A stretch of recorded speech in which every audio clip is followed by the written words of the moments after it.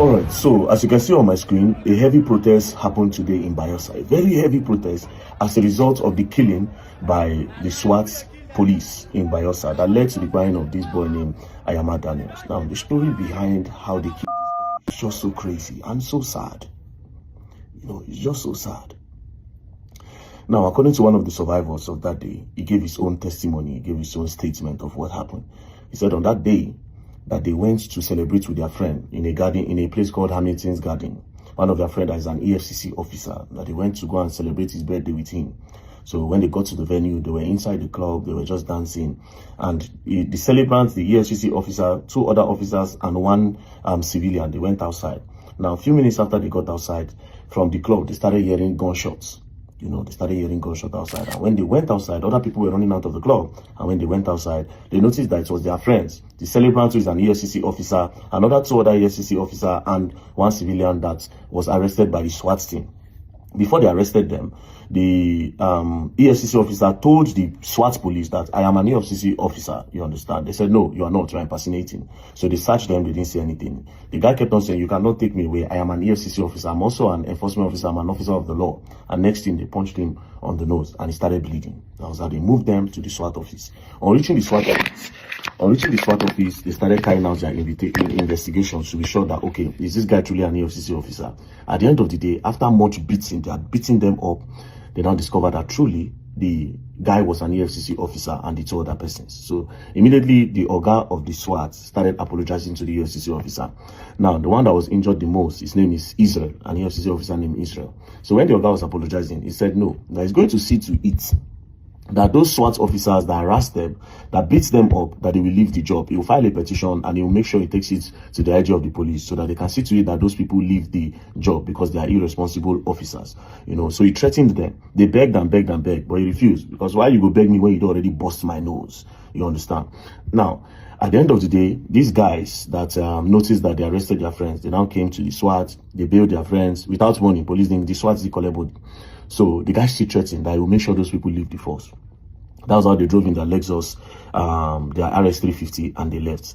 Now, they went back to the club to see if they can continue partying. But when they got to the club, the atmosphere had changed because a lot of people have left the scene. So they said, okay, you know what, let us turn back. So that guy, Israel, the Israel that threatened that he was going to report to the IG of police and make sure those guys are dismissed, he now took an Uber and then he left them.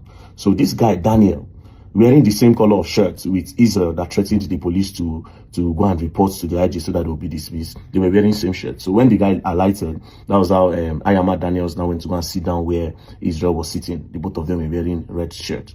Now, they now turned back. While they were going back home, one of them said he was hungry, you know, that he needed to buy food. When they pulled over, immediately they just turned and they pulled over. That was how that SWAT truck just bracketed them. The SWAT van bracketed them and then they opened fire. Just open fire, bah, bah, bah, bah. The first shots they took, boom, that's how it hit Ayama Daniel on the head, and they sprayed the can, they ran away.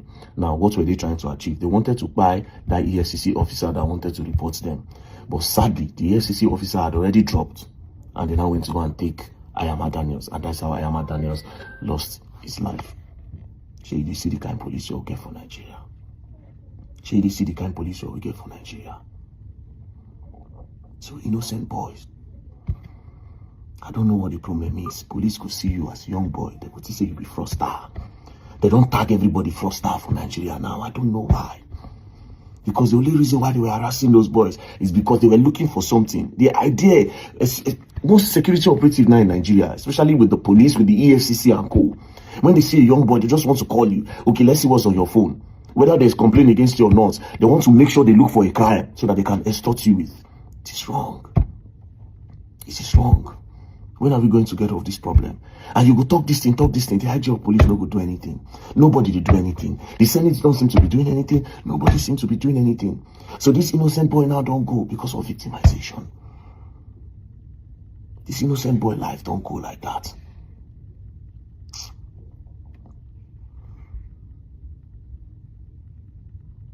And next thing now, the sad part of everything, they say, these guys now, where they go, now go carry out this act.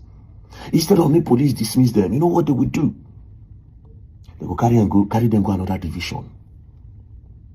That's what they usually do sometimes. If we carry and go another division, they'll carry and go another division. They'll go continue there. For the past how many days now for Nigeria, people just say police brutality, police brutality. Just a few days ago, NSAS was also trending. Different parts of the, especially in the Niger Delta. Now, Niger Delta, now police don't buy people pass for the whole country. Niger Delta region. Because they don't tag almost all the boys there. Fraudsters. There's no police. Sambisa Forest, they there. Insecurity, they happen for the north. The police, when they don't push, go Niger Delta region, you know they're anywhere else for Nigeria. You know they're anywhere else for Nigeria. They don't tag all the boys fraudsters. So when they see them, they just don't collect from them. It is sad. It is not fair.